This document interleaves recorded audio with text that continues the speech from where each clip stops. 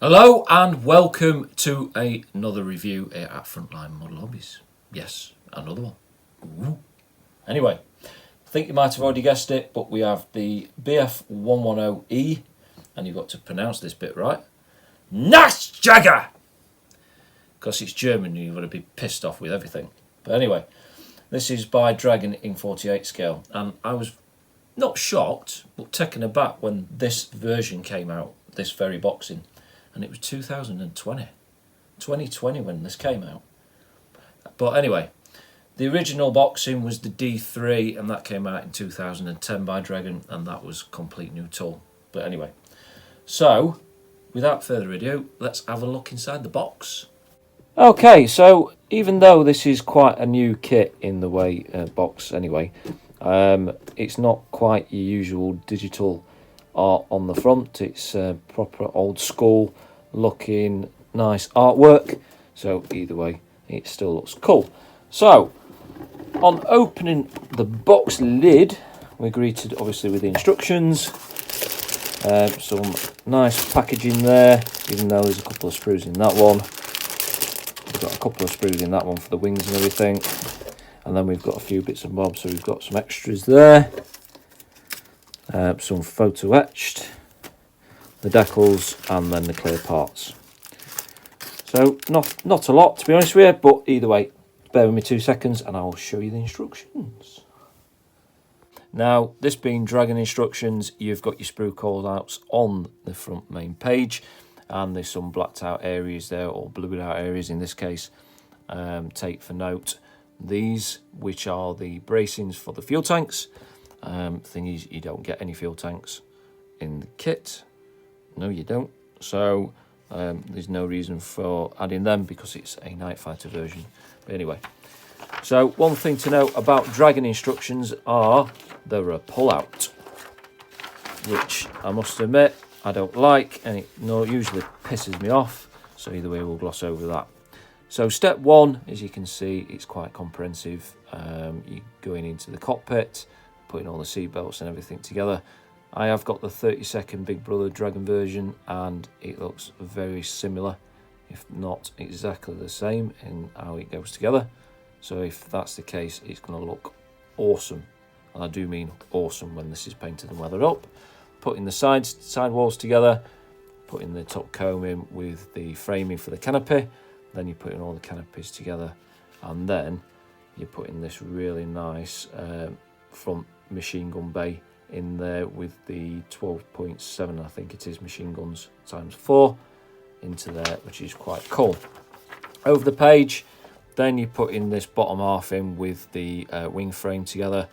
And then another thing to note is that if you don't like doing engines, you're going to like this kit, to be honest with you, because it doesn't come with them, which I think is quite cool. So you can get an aftermarket set if you really want to do that. Then putting your landing gear together, nice that it comes with one-piece oleo leg, and this is a nice detailed up area. I must admit, I have looked at the kits before. And then you put in the horizontal stabilizer, all the tails and everything all together, and then you put in the landing gear, which I'd probably wait until the end. Then you put in the wheelbase together, which comes with all these rib detail. Then you put in the wings together. Thing is, you can't get away with not putting that in, so you need to put that in, and then obviously your landing gear can fit in. You've got separate ailerons and flaps as well. Put in your prop together, and then you've got to cut these parts off, which I'm not quite sure why, but either way. And then you put in the wings on, and that is virtually so much of the build. Obviously a bit of photo etched on the front, and you're done. So you've got two marking options. So you've got this one, France 1942 NJG4, and then I think this is another NJG4 Holland 1942, and then also you've got all your stencil data that you put on there, and literally that is that. Okay, so as good a place to start as any is Sprue A, and from what I can work out, there's 3 of them that are marked Sprue A, as you can see there. So I'm going to bin them 2 off, and we'll start off with this one. As you can see, it's got the 2 fuselage halves, it's got the tails, and so on and so forth. So the fuselage, itself is not screaming out in detail, but suffice to say, it doesn't look too bad. It kind of looks bad on camera, as in the panel lines, but by eye they don't look too bad actually. They don't look as trenchy as that. The tails themselves are void of any detail, as so to speak, and you've got this spar system here, which will get you right diagonal for the wings. And also you've got some textured sort of fabric looking elevators there, which look nice, to be honest with you. So yeah, that is Sprue A. And then, like I said, you've got the 2 other halves for Sprue A, which I'm wondering why they've done it like that, but either way. So you've got the lower half of the fuselage, and I'm guessing they're the locating pins for the cannons or whatever for the cockpit, which is quite nice. And then you've got this little tiny sprue here, which you've got the tail part here, so you don't have the boat tail as you would get for the D version. So yeah, you can't do the D out of the box, unfortunately. Moving on to Sprue B, and as you can see, it comprises the lower half wings and majority of the wing parts, to be honest with you. Also, you've got some tail bits here and there, but either way, the lower half wings is very similar to the fuselage. Let's face it, it's not machine gun by rivets like some kits, but either way, there are missing, so you might want to put them back in. And the other wing is very similar, well, in fact, it's identical to the other side. You've got all your bits and bobs here. The opposite side, you've got some injection pin marks in these oil coolers, but to be honest with you, they're actually going to be over the top of that, so you might not see that. So it's a bit nifty, to be honest with you. Nice placement. The rudders themselves, again, you've got that fabric detail, as you can see on there. So yeah, not a bad little sprue, that one. And you've got the oil cooler there, which looks very nice.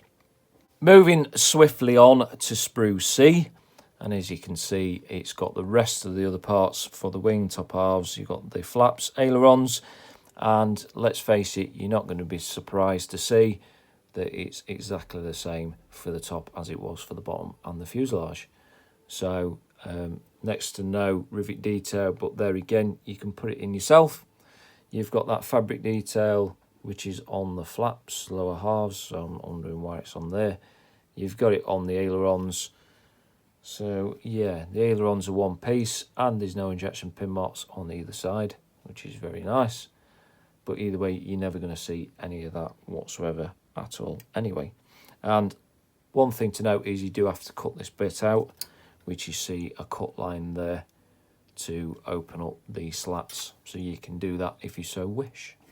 Now we're starting to get into the detail parts, at least the interior parts anyway. So you've got Sprue F here, and as you can see, all the cockpit parts there look very nice. You are going to get some flash on certain parts. This is not a new kit, but either way, it's not a biggie to take it all off. And as you can see, the actual detail itself isn't too bad whatsoever. Very nice all the way through. looking quite nice. And one thing to note is there's no injection pin marks in areas where you're going to see it. So are you listening, Zokimura?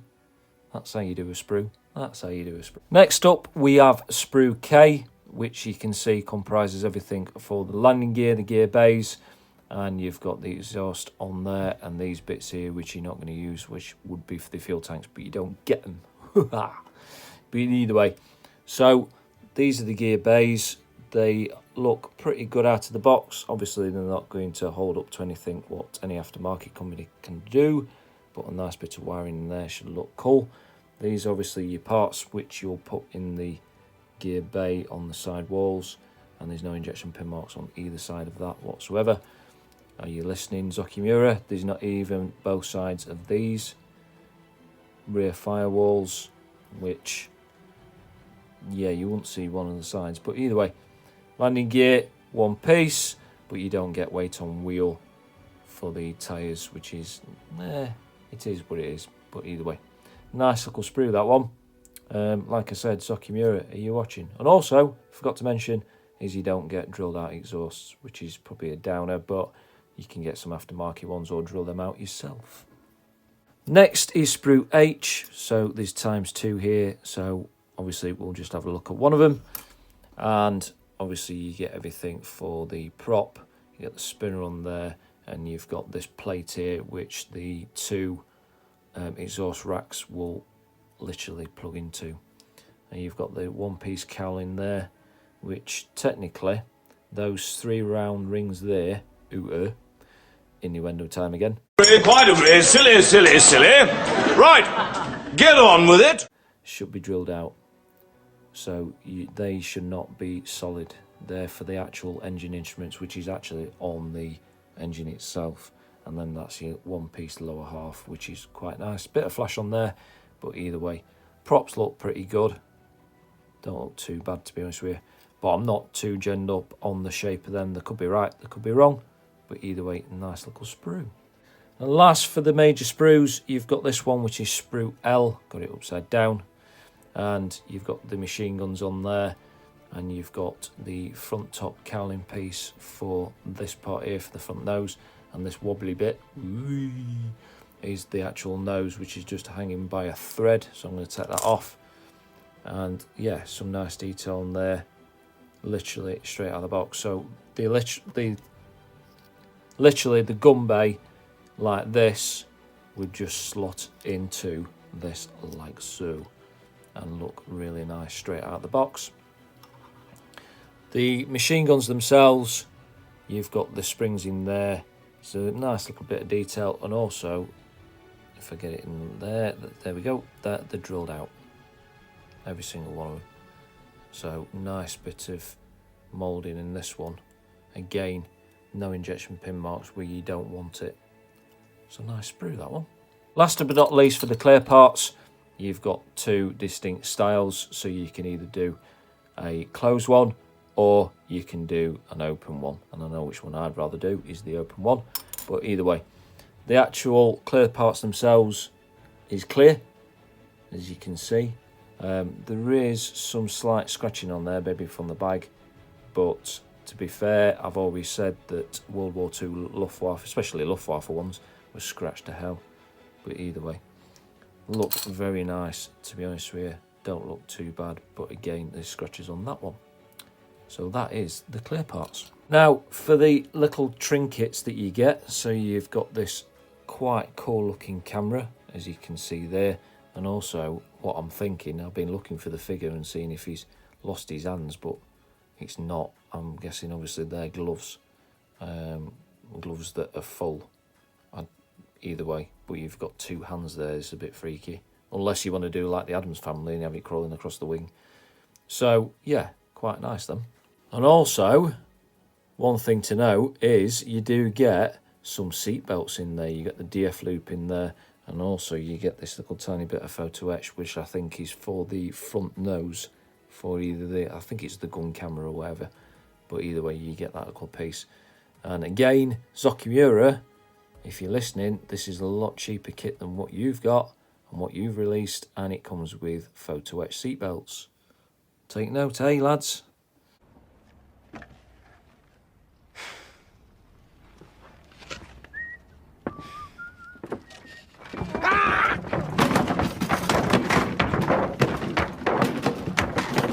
And last but not least, you've got your decals, which are printed by Cartograph.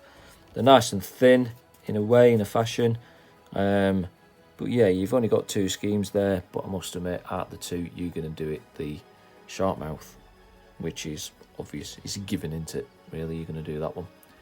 And everything looks pretty nice on there, as you can see. So that is that. And there we have it. That is the review for the Bf110E NACHTJAGER. Oh, I like saying that word. By Dragon in 1/48 scale. And let's face it, this is quite a gem of a kit, to be honest with you. Not only because you've got a nicely detailed cockpit, front gun bay, wheel bays, and it's all areas where you're going to see where it's needed and where it's required. Also, and if Sokimura is listening, you get photo etched seatbelts. Yes, you get photo etched seatbelts, and you get some little trinkets as well. You get a little camera in there, which is very nice, straight out of the box. Some people may like this kit, some people may not, mainly because it doesn't come with the engines. If you want the engines, I think Eduard, their kits come with engines, but again, that's, well, it comes with a lot of fit issues, let's put it that way. In that case, I'd probably get this one and some resin engines if you really wanted to go down that route. But either way, yeah, if you got this kit, build it. If not, I'd strongly recommend going out and getting one, whether it be an E or the D. But you can't do the D in this box because it doesn't come with the boat tail. And not only that, I think more than likely that you can get a load of aftermarket decals to do other E's, so you don't have to do the Night Fighter. Anyway, I'm going to stop talking crap as usual, which is mainly all the time. But anyway, I just want to say thank you so much for watching, and I will see you again next time. Cheerio.